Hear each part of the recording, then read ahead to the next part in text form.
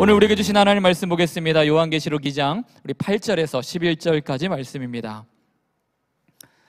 요한계시록 2장 8절에서 11절까지 말씀, 우리 한 목소리로 하나님의 말씀을 선포하듯이 읽습니다. 시작. 서머나 교회의 사제에게 편지하라. 처음이며 마지막이요 죽었다가 살아나신 이가 이르시되 내가 내 환난과 궁핍을 알거니와 실상은 내가 부요한 자니라. 자칭 유대인이라 하는 자들의 비방도 알거니와 실상은 유대인이 아니요 사탄의 회당이라. 너는 장차 받을 고난을 두려워하지 말라. 볼지어다 마귀가 장차 너희 가운데에서 몇 사람을 옥에 던져 시험을 받게 하리니 너희가 10일 동안 환난을 받으리라. 내가 죽도록 충성하라. 그리하면 내가 생명의 관을 내게 주리라. 귀 있는 자는 성령이 교회들에게 하시는 말씀을 들을지어다. 이기는 자는 둘째 사망해를 받지 아니하리라. 아멘. 오늘은 요한계시록 7교회 두 번째 시간입니다. 말씀의 제목은 실상은 부요한 자라. 같이 한번 외쳐볼까요? 시작. 실상은 부요한 자라. 바꿔 말하면 겉으로는 보여지는 것으로는 가련하고 연약하고 또 힘이 없는 것처럼 보일지 모르겠지만 그 실상 내면 영의 것을 보니 그 믿음의 선포를 한 성도들은 부유했더라. 그런 말씀이거든요. 오늘 주일 오후 예배를 드리는 우리 모든 성도님들에게 실상은 가장 부유한 축복의 인생이 되기를 예수님의 이름으로 축복합니다. 허상의 부유함 말고요, 세상의 부유함 말고요, 주님이 보실 때에 그 실상의 영적 부유함을 얻는 그런 인생이 되어야 할 것입니다. 아멘. 여러분, 잔소리와 조언이 있죠. 이 잔소리와 조언, 누구에게는 잔소리가 되고 누구에게는 조언이 될까? 누가 하는 말은 잔소리가 되고 누가 하는 말은 조언이 될까? 이 잔소리와 조언을 구분하기 위해서는 아마 두 가지 입장을 좀 보면 될 것 같습니다. 먼저는 말하는 사람의 입장에서 생각해 보면 되고요, 두 번째로는 한번 듣는 사람의 입장으로 이 잔소리와 조언을 구분해 보는 거예요. 먼저 말하는 사람 시점을 가지고 보면 내가 하고 싶은 말을 상대방에게 하면 웬만하면 잔소리입니다. 이해되시죠? 자기중심적이라면 웬만하면 잔소리가 될 수밖에 없고요, 반대로 듣는 이로 하여금 내가 그 사람에게 필요한 말을 해줄 수 있다라고 자신한다면 대부분은 그것이 조언이 될 것입니다. 이제 듣는 사람의 관점과 입장으로 보면 어떨까요? 누구의 말이 잔소리로 들리고 누구의 말이 나에게 조언으로 들릴까? 듣는 사람 입장에서 보면 이것입니다. 나에게 하는 상대방을 내가 존경하고 사랑한다면 그분이 하는 말은 나에게 조언이 돼요. 그런데 나에게 하는 그 사람을 보면서 내가 존경하지 못하고 아니면 싫어하고 우습게 본다면 아무리 그분이 나를 위해서 하는 말이라 할지라도 나에게는 잔소리로 들릴 수밖에 없는 겁니다. 그렇게 볼 때 세상의 철학이나 학문이나 종교나 정치는 다 말하는 사람의 입장에서 본인들이 원하는 것을 전하는 것입니다. 그래서 당연히 우리는 그 철학과 종교와 정치의 이야기를 들으면 아하, 이것은 나를 위하는 말이 아닌 잔소리구나 라고 이해를 해야 되는데, 대부분 많은 분들이 그런 이야기들을 들으면서 와, 꿀송이보다 더 달콤한 것처럼 귀에 쏙쏙 들어올 때가 있다라는 거죠. 유명한 누군가가 말을 하면 한 번도 나는 그렇게 생각해 본 적이 없는데 그것이 답인 것처럼 느껴지기도 하고, 또 교육에서 아니면 정치에서 어떤 부분들이 투자할 만한 가치가 있다라고 말하면 한 번도 생각해 보지 못했다가 영끌을 해서라도 나도 그곳에 투자를 하는데 휩쓸리기도 합니다. 정치인의 말 한마디에 죽고 살자 아등바등하는 분들도 얼마나 많습니까? 이렇게 우리는 세상의 소리에 너무나 귀를 기울여요. 그런데 반대로 하나님의 말씀을 들을 때는 우리가 어떤 마음이 들까요? 하나님의 말씀은 하나님의 입장에서 우리에게 하시는 말씀이 거의 없습니다. 하나님의 말씀은 늘 우리를 사랑하셔서 우리에게 온전한 유익을 위하여서 우리가 가야 할 바른 방향을 위해서 하시는 말씀인데, 우리가 그 하나님 말씀을 들을 때에 어떻게 들리는가?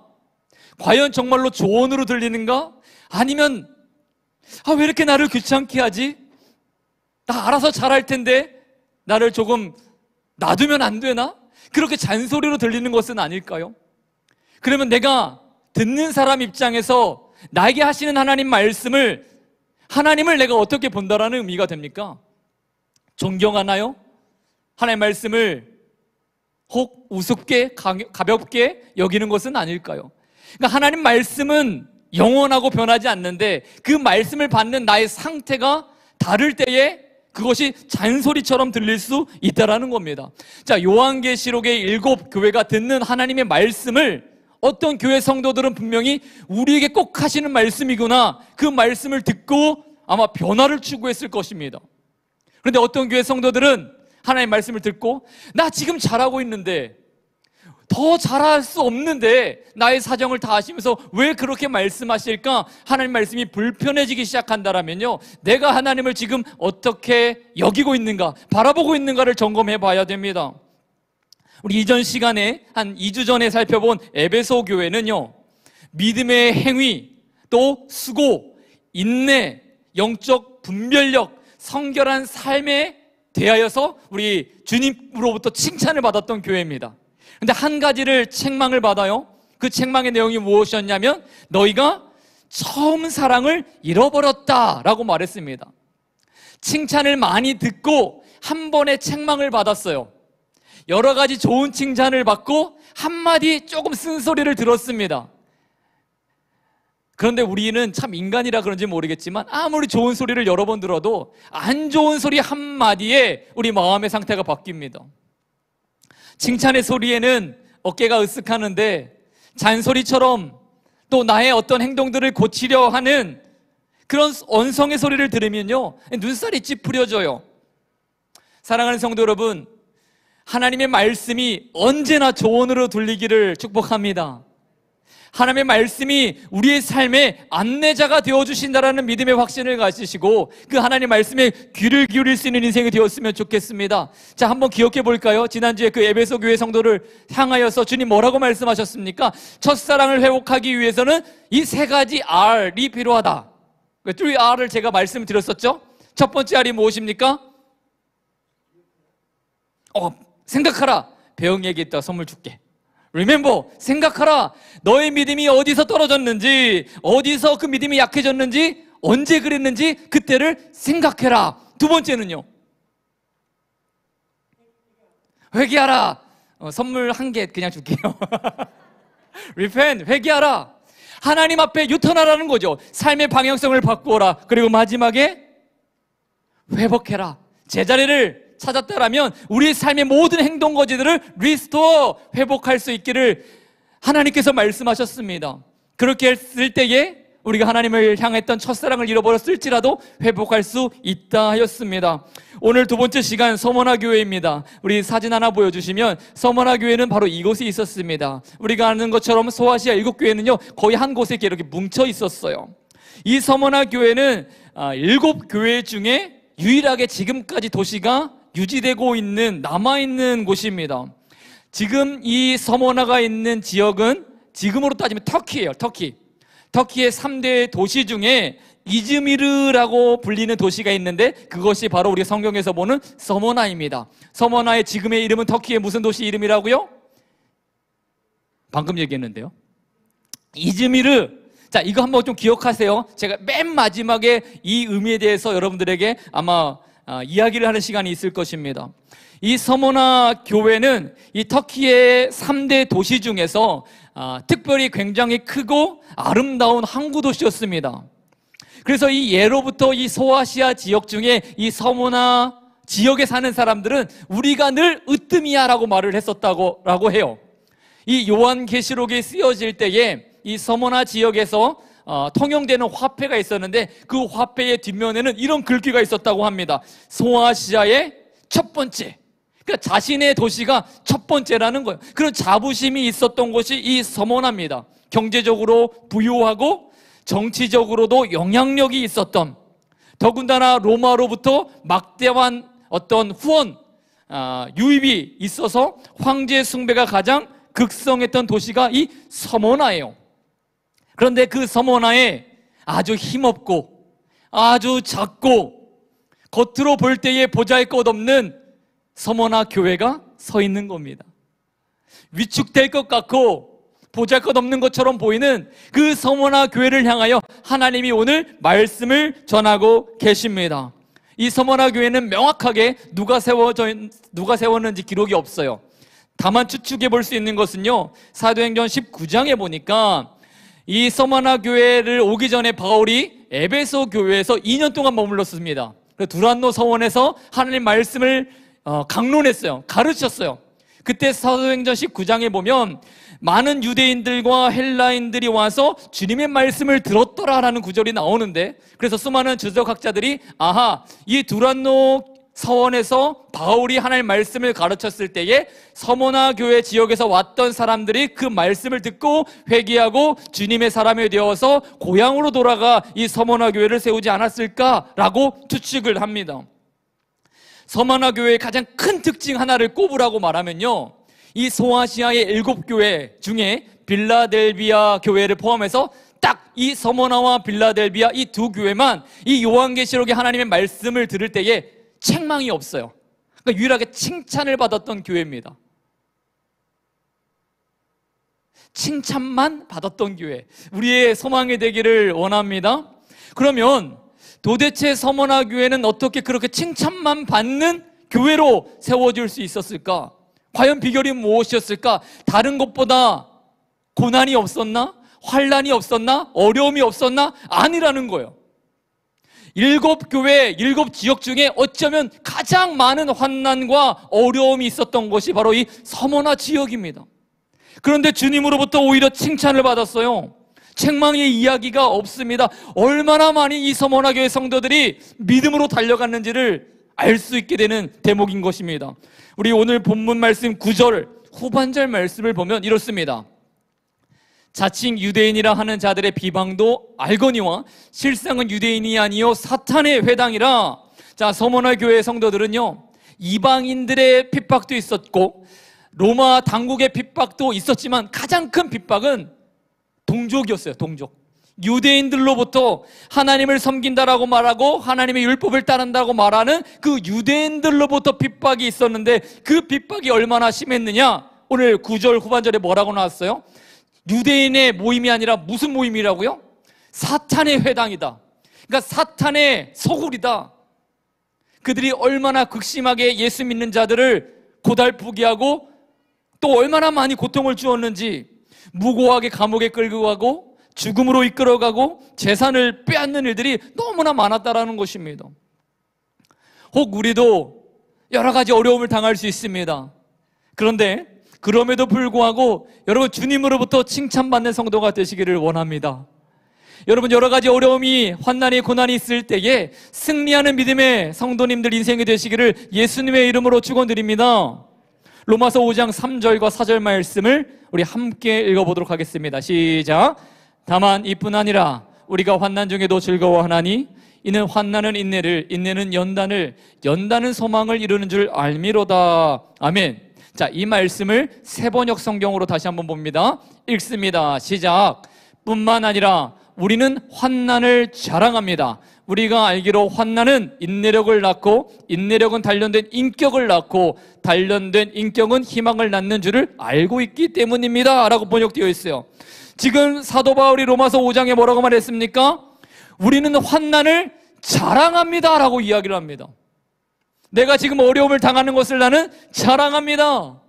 내가 지금 고통당하고 있는 이 상황을 나는 자랑스럽게 여깁니다. 왜요?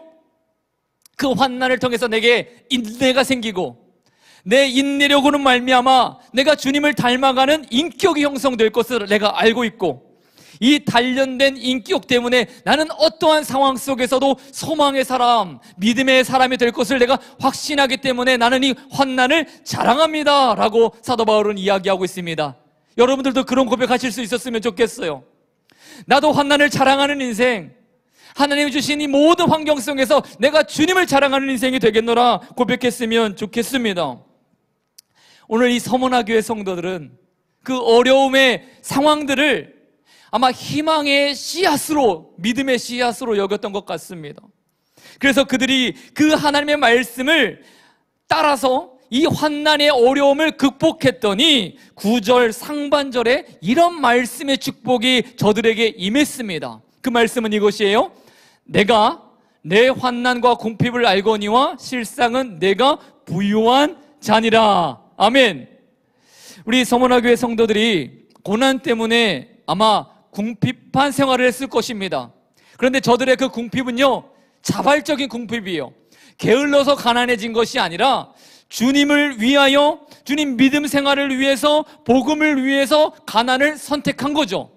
그런데 주님 그들의 상황을 보시고 주님 뭐라고 말씀하셨습니까? 너희들의 실상은 부자다, 부유하다 라고 말씀하여 주셨습니다. 이 서문화교회 성도들은 그 영적 부유함을 가지고 주님을 더 사랑했고, 서로를 사랑했고, 자신들도 가난한데 이웃을 섬겼고요, 더 힘들고 어려운 자들을 구제했고, 더군다나 하나님 말씀을 따라 살기를 날마다 사모했다라는 것입니다. 환난의 씨앗이 심겨진 서문화교회 성도들의 삶이 얼마나 아름다운 믿음의 열매를 맺었는지를 보게 되는 겁니다. 다시 한번 우리 성도들에게 축복하는 것은 환난의 씨앗을 여러분들의 삶에 심기를 축복하고요, 그 씨앗으로 말미암아 여러분들에게 놀라운 영의 축복의 열매가 맺혀지기를 원합니다. 할렐루야. 그렇다면 이 서문화교회 성도들이 그 환난 속에서도 어떻게 부요한 인생, 믿음의 인생을 살 수 있었는가, 두 가지 말씀을 가지고 오늘을 나누려고 합니다. 첫 번째 비결은 이것이었습니다. 고난을 저들은 두려워하지 않았기 때문입니다. 우리 첫 번째 대지를 함께 힘차게 읽습니다. 시작. 아멘. 요한계시록 2장 10절 말씀 읽습니다. 시작. 너는 장차 받을 고난을 두려워하지 말라. 볼지어다 마귀가 장차 너희 가운데서 몇 사람을 옥에 던져 시험을 받게 하리니 너희가 10일 동안 환난을 받으리라. 내가 죽도록 충성하라. 그리하면 내가 생명의 관을 내게 주리라. 아멘. 두려워하지 말라 주님 말씀하시면서 이런 말씀을 겸하여 주셨습니다. 너희가 10일 동안 환난을 받을 것이다. 명확하게 이 10일이라는 숫자가 문자적인 열흘을 말하진 않는다는 것은 우리가 좀 알고 있죠. 숫자적 열흘이 아닌 것은 충분히 우리가 이해하시죠? 이 말씀 10일 동안의 환난을 가지고 세 가지 견해가 있는데 이런 것이 있습니다. 첫 번째는 곧 임할 짧은 어떤 어려움의 기간을 말하는 것 아닐까. 두 번째는 예수님이 재림하기 전 마지막 환난을 이야기하는 것 아니냐. 그 세 번째는 로마의 열 왕들이 통치하는 기간을 환난이라고 말하는 것은 아닌가. 자, 답은 잘 모르겠어요. 그런데 명백한 것은 이것입니다. 이 환난의 기간이 정해져 있다라는 거죠. 자, 세 가지 해석을 통해서 우리는 뭘 할 수 있다고요? 아하, 환난의 기간이 영원한 것이 아니라 정해져 있구나. 또 하나, 이 혹독한 시간이 나에게 고통이 되기는 하겠지만 하나님이 허락하신 범주 안에서 이루어지는 일이구나. 이 두 가지를 알 수 있다는 거예요. 첫 번째는 정해진 기간이 있겠구나. 그 환난이 결국은 하나님의 섭리 안에서만 이루어지는구나. 그래서 누구보다 환난을 많이 겪었던 사도 바울이요, 고린도전서 10장 13절에 이렇게 말했어요. 사람이 감당할 시험 받기는 너희가 당한 것이 없나니 오직 하나님은 미쁘사 너희가 감당하지 못할 시험당을 허락하지 아니하시고 시험당할 즈음에 또한 피할 길을 내사 너희로 능히 감당하게 하시느니라. 아멘. 바울이 뭐라고 말했다고요? 감당할 수 없는 시험이 없다라는 겁니다. 믿음의 성도라면 그 환난을 감당할 수 있다라고 말을 하는 거예요. 왜 그렇습니까? 하나님은 믿음의 성도들에게 감당할 수 없는 시험을 주시지 않는 분이기 때문에 그렇습니다. 또 때로는 우리가 그 감당할 수 없는 상태가 될 때에 하나님이 우리를 사랑하사 피할 길을 내어주시기 때문에 우리는 감당할 수 있는 것입니다. 하나님께서는 고난까지도 선하게 사용하셔서 우리 인생을 더 아름답게 빚어가세요. 아프고 고통스럽고 때로는 이 기간이 끝이 보이지 않는 것 같은 견디기 힘든 시간이라 할지라도 우리가 기억해야 될 사실은요, 하나님은 우리에게 감당할 수 없는 시험을 주시는 분이 아니시고 또 우리가 감당할 수 없을 것 같은 그 상황에는 가장 좋은 길로 우리에게 피할 길을 주신다는 것입니다. 이것을 서문화교회 성도들이 믿음으로 붙잡았어요. 그래서 저들은 흔들리지 않았던 것 같습니다. 구체적으로 이 서문화교회 성도들이 당했던 환난은 무엇이었을까 한번 살펴보면 이 서머나 교회가 항구 도시라고 했었죠. 그런데 이 서머나가 화재와 또 지진이 많았었다고 합니다.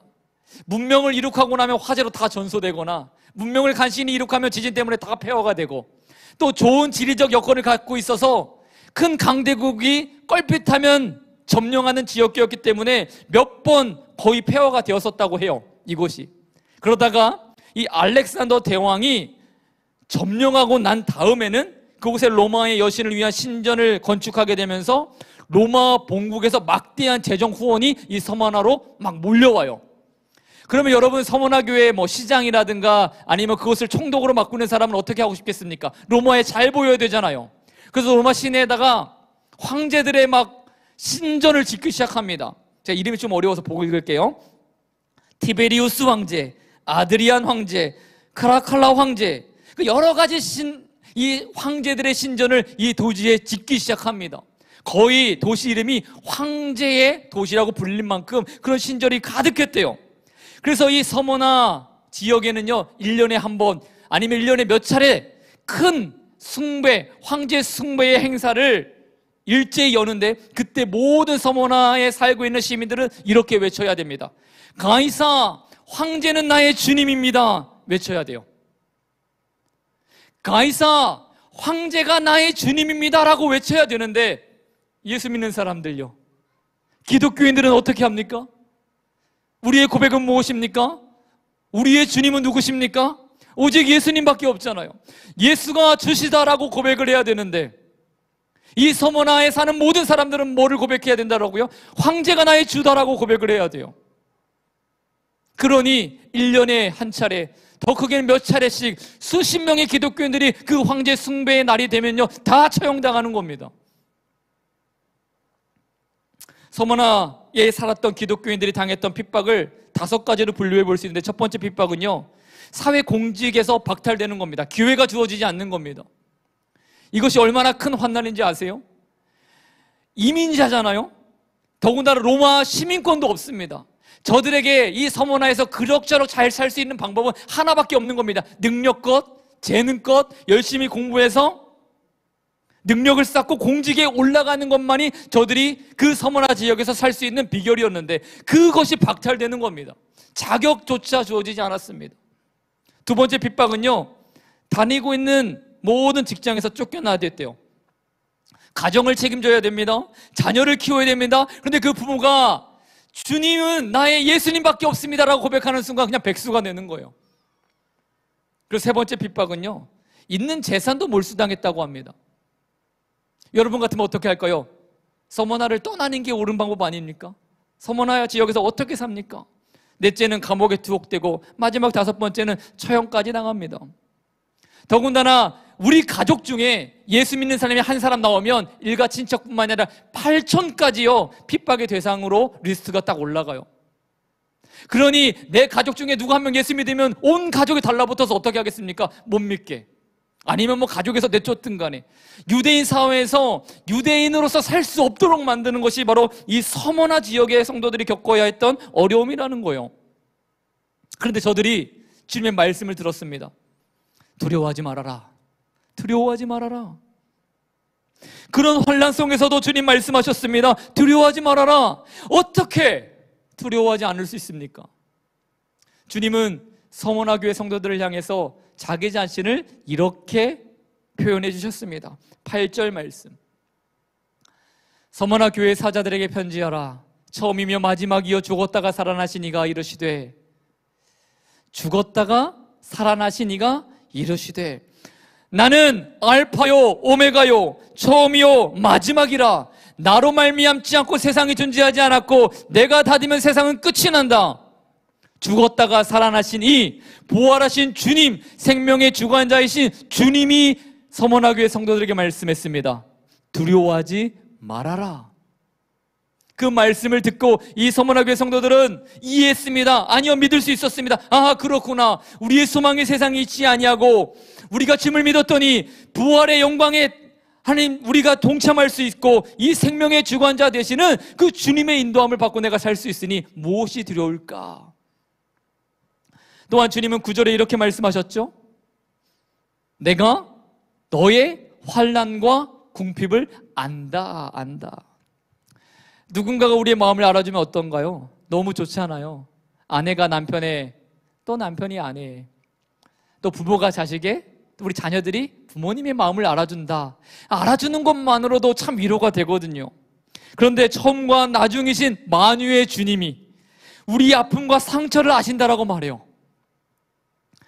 가장 고난의 극이라고 말하는 십자가의 죽음을 겪으셨던 그 주님이 생명의 주관자가 되어 주셔서 말씀하시는데, 내가 너의 환난과 그 어려움을 안다라고 말씀했습니다.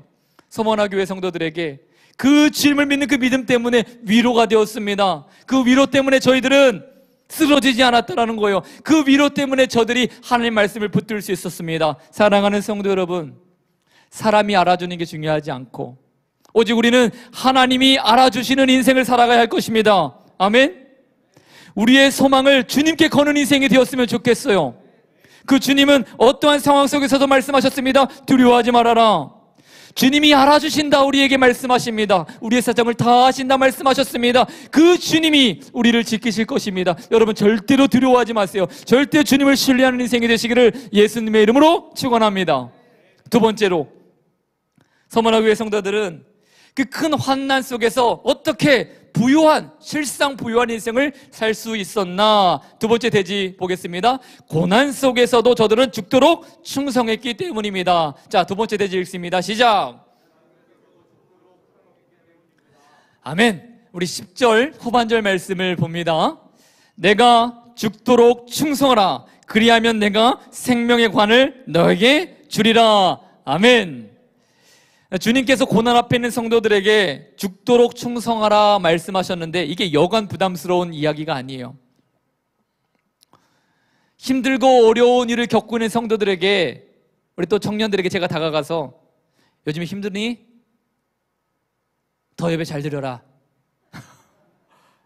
성도님에게 오늘 하루 견디기 힘들어서 너무 아파하는 성도들에게 성도님께 가서 성도님, 지사님 더 충성하세요, 이렇게 말하면 위로가 되어 속으로 욕할까요? 뭐 겉으로 욕하는 분도 있겠죠. 화가 나지 않을까요? 그런데 오늘 그 극렬한 고통을 당하고 있는 서머나 교회 성도들에게 주님이 죽도록 충성해라 이렇게 말씀하세요. 그런데 놀라운 것은요, 이 서머나 교회 성도들이 그 하나님 말씀을 부담스럽게 여기지 않았다라는 겁니다. 왜 그렇습니까? 실제적으로 저들은 그 주님을 향한 믿음을 지키기 위해서 뭐도 걸었던 인생이요? 목숨도 걸었던 인생이잖아요. 목숨도 걸었는데 무슨 시험이 듭니까? 무슨 말이 부담이 됩니까? 내가 죽고 나면 시험 들 일 없어요. 내가 주님 앞에 내 생명을 드렸다라고 고백하는 인생은요, 어떠한 말도 담대하게 들립니다. 그래서 마태복음 16장 24절에 우리 예수님께서 제자들에게 뭐라고 말씀하셨습니까? 누구든지 나를 따라오려거든 자기를 부인하고 자기 십자가를 지고 나를 따를 것이니라 라고 말씀했어요. 너희들이 나를 따라오려고 하느냐? 그렇다면 너 자신을 부인해야 된다. 너 자신은 죽었다라고 생각해라. 그런 말씀이에요. 그리고 나의 길을 따라와라. 예수님의 길이 도대체 무엇입니까? 죽는 길이잖아요. 그 죽음의 길을 따라와라 말씀하셨습니다. 그래서 충성하는 사람은요, 내가 죽고 예수로 사는 인생, 충성스러운 인생이라는 것은요, 주님이 가신 길을 생명을 바쳐서 따라갈 수 있다 고백하는 사람이 충성스러운 믿음의 인생인 줄을 믿습니다. 신하는 세 부류가 있죠. 충신이 있고 간신이 있고 역적이 있습니다. 충신은 죽도록 충성한 다음에도 모든 공을 세우고 나서도 이렇게 말합니다. 모든 영광은 주군인 왕에게 있습니다. 이렇게 말하면 그 사람은 충신이에요. 자, 간신은 어떻습니까? 충신인 척은 해요. 각종 아부를 떱니다. 그런데 결정적인 순간에 왕을 이용해서 내 입속을 챙기는, 그러면 그 사람은 간신인 거예요. 그 간신이 힘을 얻게 되면 역적이 되는 겁니다. 아담과 하와가 하나님이 주신 모든 축복을 누리고 사는데 어느 날 뱀의 유혹을 받았습니다. 너희가 이 선악을 알게 하는 나무의 씨가를 먹게 되면 너희 눈이 밝아서 하나님처럼 될 거야. 아담과 하와 마음에 역적의 마음이 스물스물 올라옵니다. 결국은 그 하나님의 자리를 찬탈하기로 결정을 해버려요. 자, 사울 왕이 어땠습니까? 사무엘 선지자가 와서 하나님 앞에 제사를 드려야 되는데 기다리지 못하겠다라는 겁니다. 왜요? 백성들이, 전쟁에 나간 백성들이, 군사들이 자기를 막 떠나고 있는 것을 보게 되니까 더 이상 참지 못하고 제사를 지냈습니다. 그리고 한 말이 무엇이었습니까? 내가 어쩔 수 없이 제사를 드렸다, 부득이했다라고 말합니다. 왜 어쩔 수 없었다고요? 내 백성이 흩어지는 것을 내가 어떻게 보냐, 이 말이에요. 내 백성. 이스라엘은 누구의 백성입니까? 하나님의 백성이잖아요. 사울 왕은 누구의 신하입니까? 하나님의 신하잖아요. 그런데 사울이 뭐라고 말했다고요? 내 백성이, 내가 다스리는 나라가 이렇게 흔들리는 것을 나는 볼 수 없으니 내가 어쩔 수 없이 제사를 드렸습니다라고 말한 겁니다. 이미 사울의 마음에 누가 없어요? 하나님이 없잖아요. 하나님의 왕되심이 없잖아요. 문제는 교회 안에도, 하나님을 믿는 성도 안에도 충신이 있고 간신이 있고 역적이 있습니다. 아마 한국 교회는 청성스러운 믿음의 성도들로 인하여 이렇게 부흥했을 것 같습니다. 그런데 그렇게 부흥하는 가운데에 간신들도 많이 나왔어요. 교회가 부흥하면서, 교회가 부유해지면서 하나님을 빙자하여 자기 입속을 챙기는 사람들이 많이 나왔습니다. 그것이 목회자가 되었을 수도 있고요, 직분자가 되었을 수도 있습니다.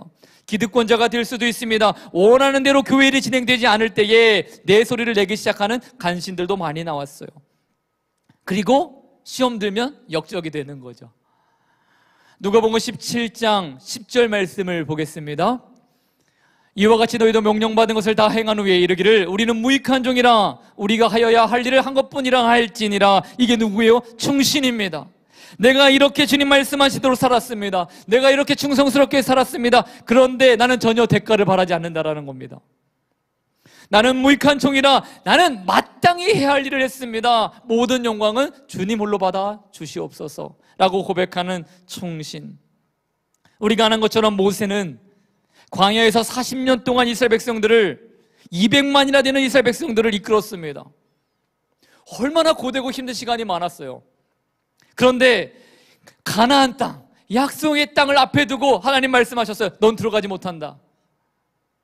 그때의 모세가 전혀 불평하지 않았습니다.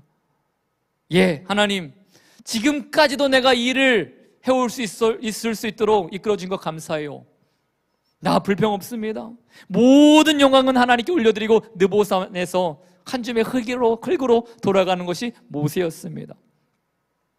사도 바울도 충신이죠.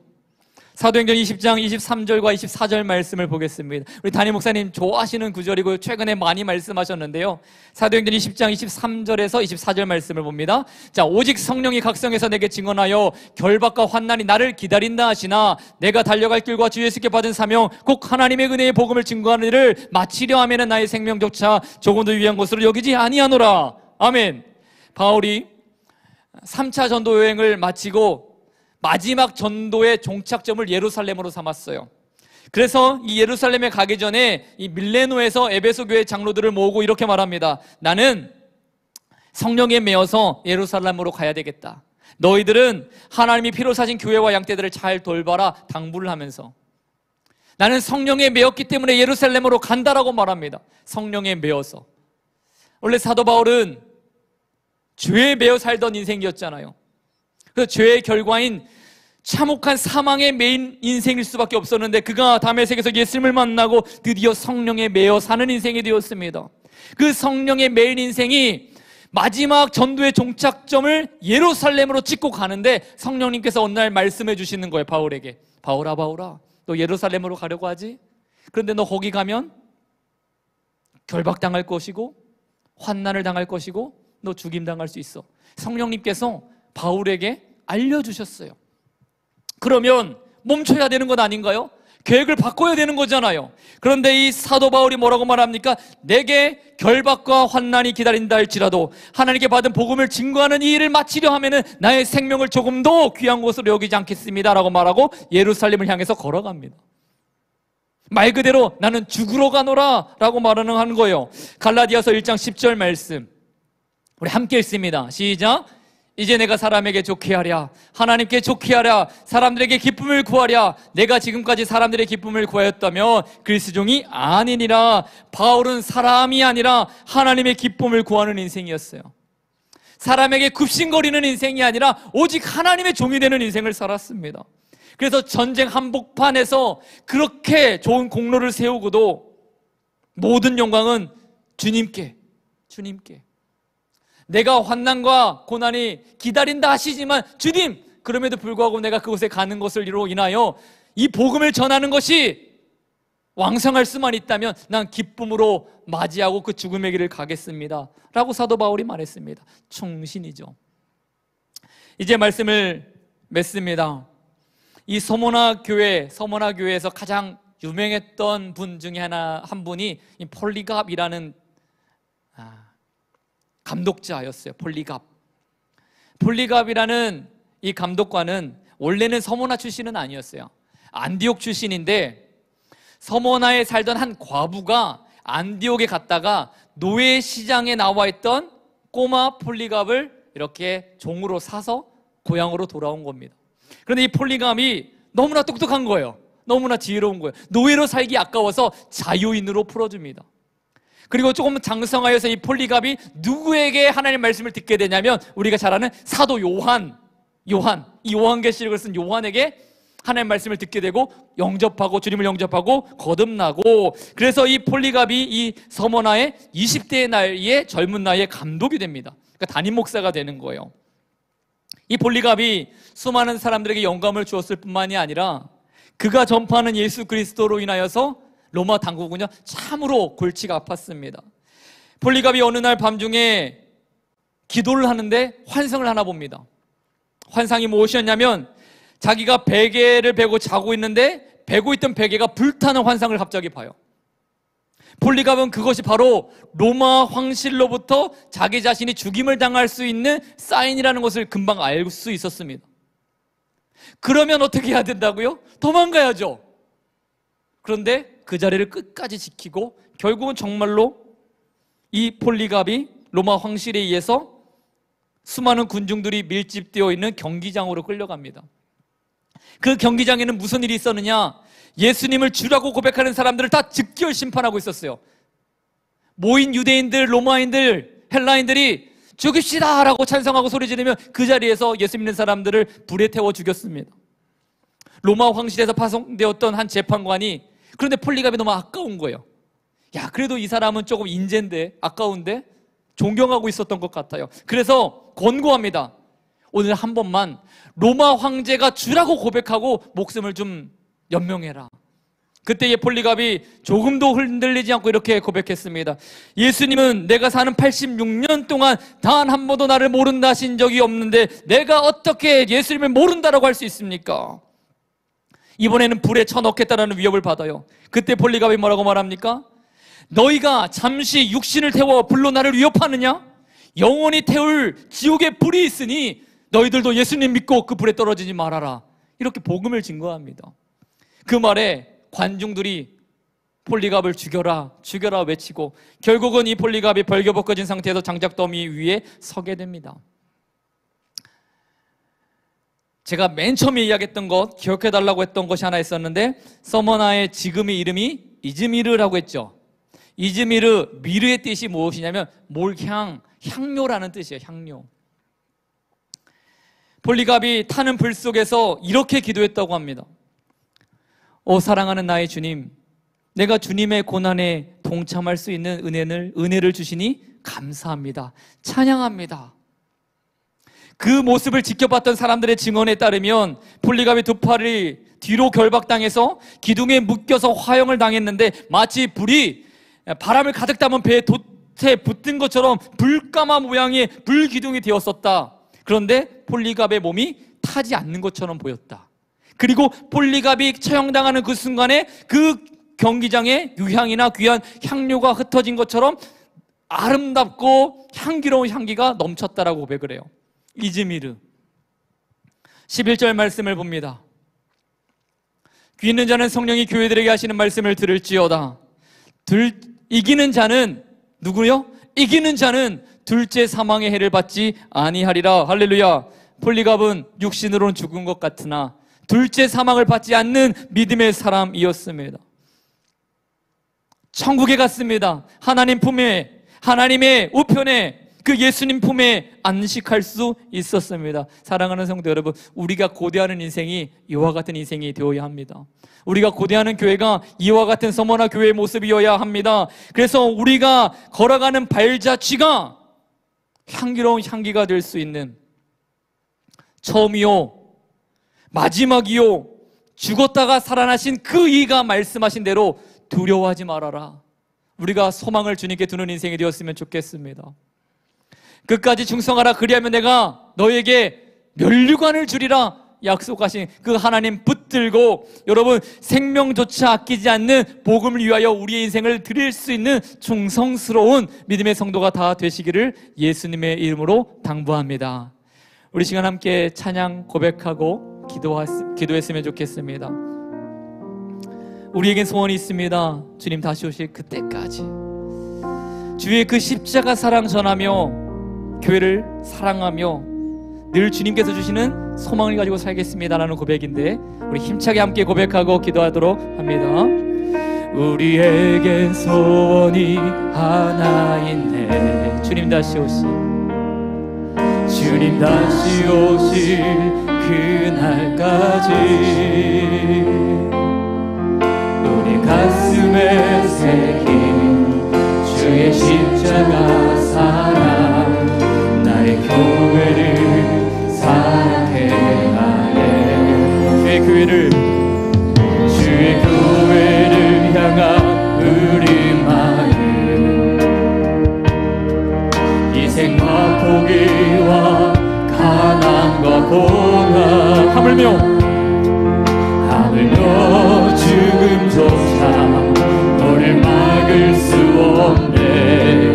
우리 교회는 이 땅에 함께 선포합시다. 교회를 예배되게 우릴 사용하소서. 진정한 응의 날 오늘 임하도록 우리 성령 안에 예배하리라. 성령 안에 예배하리라. 자유의 마음으로 사랑으로 사역하리라. 사랑으로 사역하리라.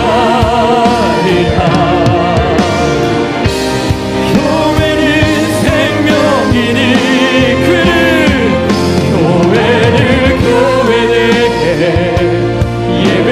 예배되게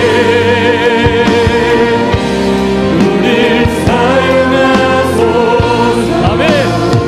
진정한 응의 날 오늘 임하도록. 우리 시험 기도할 때에 주님 나를 소망하기 위해 성도들처럼 끝까지 승성스러운 인생으로 사용해달라고 주님의 이름을 크게 한번 부르짖고 정성으로 기도합니다. 주여 하나님, 우리를 붙들어 주시옵소서. 하나님, 우리가 어떤 원단과 어떤 고난을 치라도 믿음으로 이겨낼 수 있는 담대함을 허락하여 주시옵소서. 하나님, 선물하게 성도들이 당했던 아버지 그려움과 고통이 하나님 이 시대에 우리 가운데 혹이지 않다 할지라도 하나님 다른 모습으로, 다른 언어로 우리 성도들과 우리 청년들에게 일어나는 것을 보게 됩니다. 하나님이여, 우리가 주체지 않게 할 수 있도록 아버지 어떤 상황 속에서도 믿음으로 승리할 수 있도록 우리를 붙들어 주시옵소서. 하나님이 하나님의 교회가 되기를 원합니다. 하나님, 우리 인생을 붙들어 주셔서 하나님 우리를 잡아주셔서 하나님 우리가 고백한 것처럼 하나님 어떠한 포기, 어떠한 가난, 어떠한 고난을 치라도 하나님 그것이 죽음조차 막을 수 없는 우리의 고백이 될 수 있도록 하나님 우리를 붙들어 주시옵소서. 성령 안에 예배하기를 소원하고 사랑으로 하나님 주여 믿음 생활하기를 원하는 우리 청년들과 하나님 성도들에게 놀라운 은혜의 시간이 될 수 있도록 하나님 붙드시옵소서. 주님은 말씀하셨습니다. 내가 너의 굶김을 한다, 내가 너의 환난을 한다. 주님이 알아주신다 하였습니다. 내가 하나님 세상에 어떤 의로를 바라겠습니까? 내가 세상에 어떤 의로를 꿈꾸겠습니까? 나의 소망은 죽었다가 살아나시니 부활의 주님께 있습니다. 처음이요 마지막이시니 그 주님께만 있습니다. 하나님 나의 소망을 주님께 두고 살아갈 수 있도록 은혜를 붙들어 주시옵소서. 하나님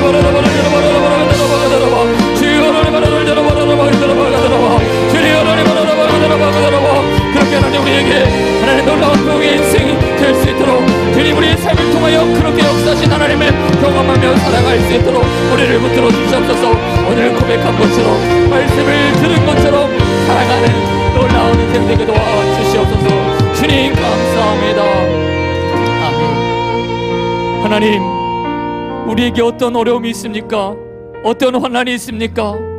나의 힘으로는 견딜 수 없지만 주님 나에게 두려워하지 말라 말씀하셨습니다. 이것이 나의 믿음이 되어 소망이 되어 하나님 견딜 수 있는 은혜를 허락하여 주시옵소서. 때로는 우리 삶에 하나님 우리의 수고와 애씀으로 되지 않는 여러 가지 문제 때문에 마음이 너무나 답답합니다. 그럴 때 주님 우리에게 말씀하셨습니다. 내가 너의 마음을 안다. 너의 궁핍을 안다. 내가 너의 환난을 안다 말씀하셨습니다. 예 주님 알아주시니 내가 괜찮습니다. 이제는 내가 승리합니다. 믿음으로 주님께 나아갈 수 있습니다 라고 고백할 수 있도록 오늘 우리에게 성령으로 충만케 하여 주시옵소서.